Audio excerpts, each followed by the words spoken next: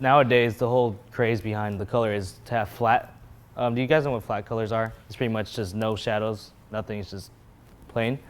And it looks really clean. And some resources I use are called flatUIcolorpicker.com and also flatui.com. Do you mind going on there real quick? Yeah, so if you go on that site, you think of what color you want, and then it gives you a whole palette of flat colors you can use. And then from there, you click on it, it gives you a hex code that you can then use in Photoshop or Illustrator or whatever. Yep, that's what it looks like.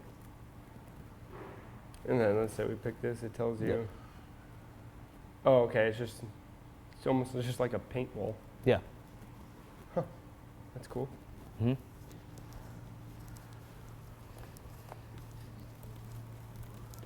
Let's see if the. Yeah, and then this is the Adobe color picker, so you can pick out any color that you want, and it tells you the complementary and tertiary colors for it. What's the difference between complementary and tertiary? So complementary is on the color wheel. It's generally like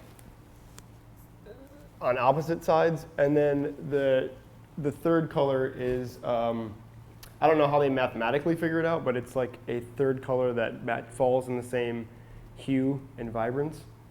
I couldn't tell you how they exactly figure it out, but here's the complementary one. See, it's right across the color wheel from each other, and then the triad one is like, it's kind of like in a V pattern, like at the different sides of the color wheel. But complementary is just back and forth, and then the other side, I don't know how they actually figure it out, but it's the triangle type of thing. So that's a good tool. And then, I'm flying through this just for time. Style should suit the company. So this is the University of California's logo.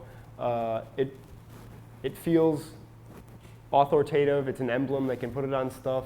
And then they did a redesign recently where they changed it to this, where it tried to be more of like what you were talking about, like a flat icon, but it also lost the authority of it, and people didn't really take well to it. They actually boycotted it.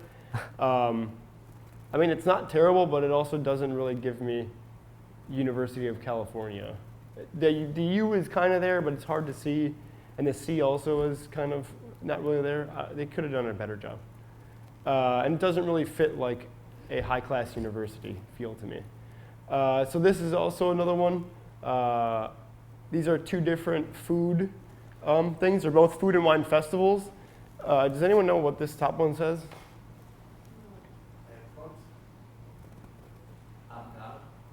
Would you say Epcot? I think it is kind of Epcot. I don't really remember what it was because I made this presentation a while ago.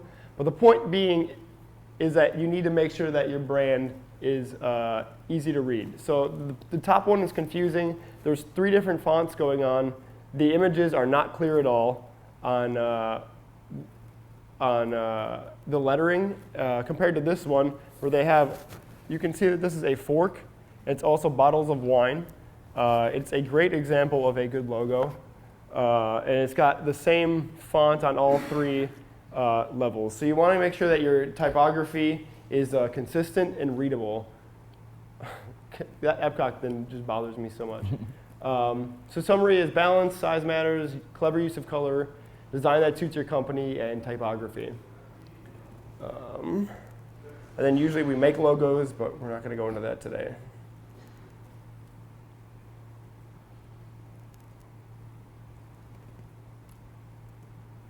Now we're going to talk about product screenshots.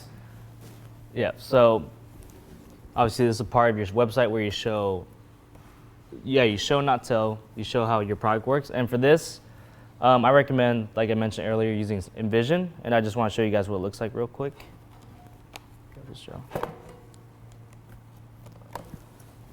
Has anyone here used Invision before or knows what it is?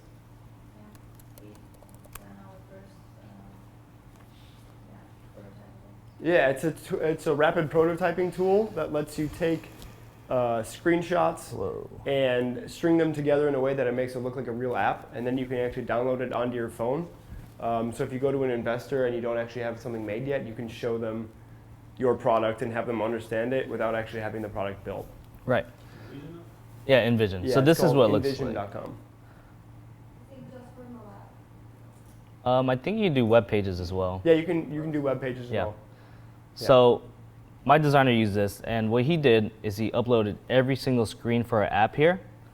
And say you want to edit something, so you go here, and you can see what it looks like, right?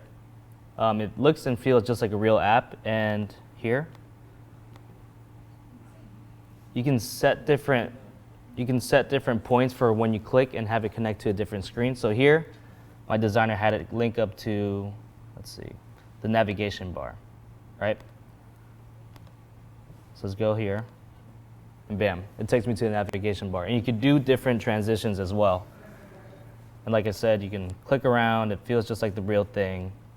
And then from here, you can also just take a screenshot of it and put it on your website.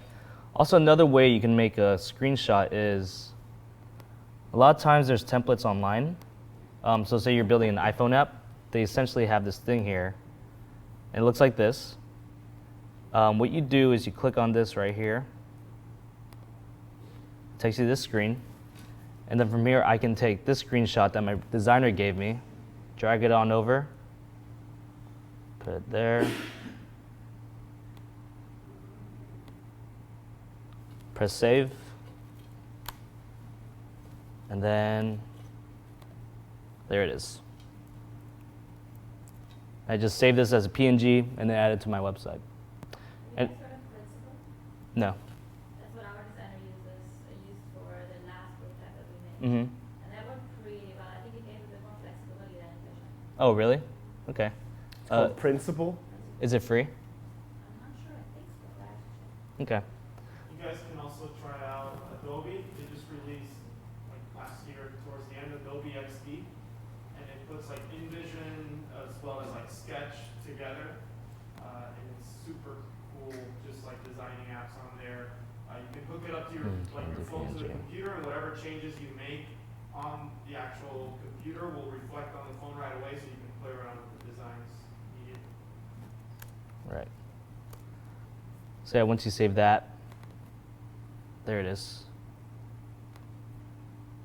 And if you guys want that Photoshop file that allows you to do that, I can send it to you guys. Just talk to me after.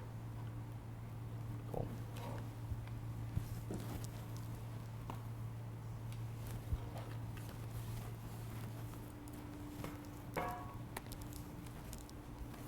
So this would be an example of a mock-up that someone could create in Invision, and then you could throw it right on your landing page. You've got your headline, your supporting text, and then what this is missing is some sort of call to action. Remember, that's the most important part of your landing page. So adding social media buttons, easy ways to allow potential customers to connect with your brands. Underneath your call to action, you can just put Facebook, Twitter, Pinterest, Tumblr, whatever you got, so that potential customers, in addition to signing up to your brand, can also like and follow you for updates from your social media. SEO, we're going to go into a little bit in the growth hacking thing. But is everyone pretty familiar with SEO and what it is? Yeah, we had the lecture from the master. Yeah. We're calling him. Yeah. It's funny, I actually deleted that because you guys had it here, but we can go into it. No. Oh. We're talking about you. You guys are pointing. Tuning your own horn. Yeah. And then, so that's the end of the landing page thing.